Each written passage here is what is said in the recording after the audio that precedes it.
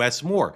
Last night, our folks at I'm blanking now on the name Free of the Beacon. thing. Thank you, the Washington Free Free Beacon, the Washington Free Beacon.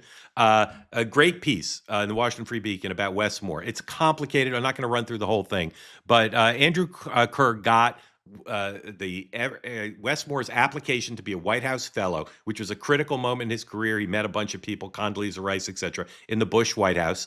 And to get that job, he put on his application. The application's available. It's a public document that he was a foremost expert on radical Islam. And because he wrote this thesis at Oxford. And if you go read the piece, Andrew's extremely fair-minded about where the discrepancies are. And the more people claim they don't have the PhD, and it's not in the library at Oxford, where if you get your degree, your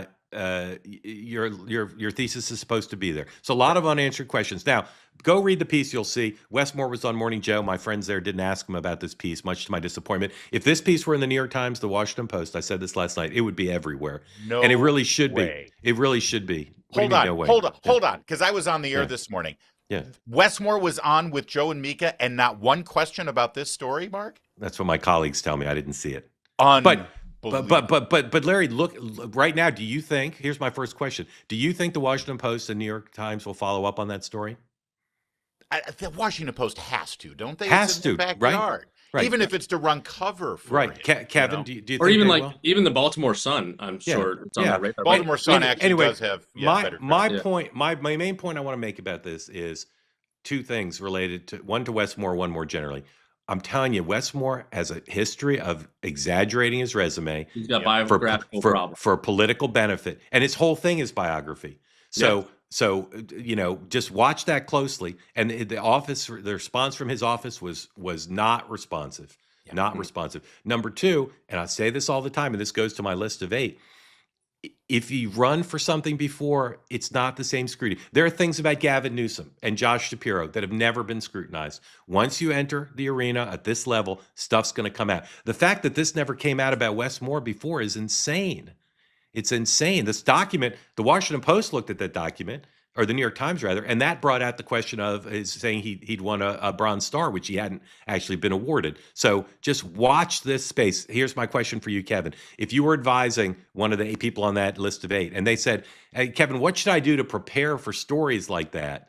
What should they be doing? Should they be hiring an opposition research firm to do self-alpha now, so as to be able to address stories in the next year? I mean, I'm sure they all have, right? I mean, they're all in highly elected positions. Totally disagree. That they've done it. If you don't think Gavin Newsom has a whole file that he's prepared with his first-rate team, he might have anticipating. He might have, but I bet Wes Moore hasn't. And again, then I think you sit down with a friendly reporter, that's well regarded, and you run through these things a year out from the election, because you can say, "I addressed this a year and a half ago." And let's move on. But Mark, those biographical problems speak to character, and he's got he's a combat veteran, right? So he's got that. Establishment media beat me at camera 2.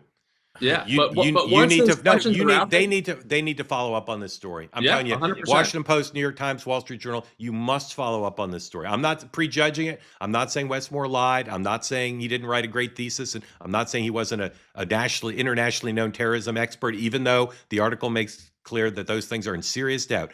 You must follow up on that story.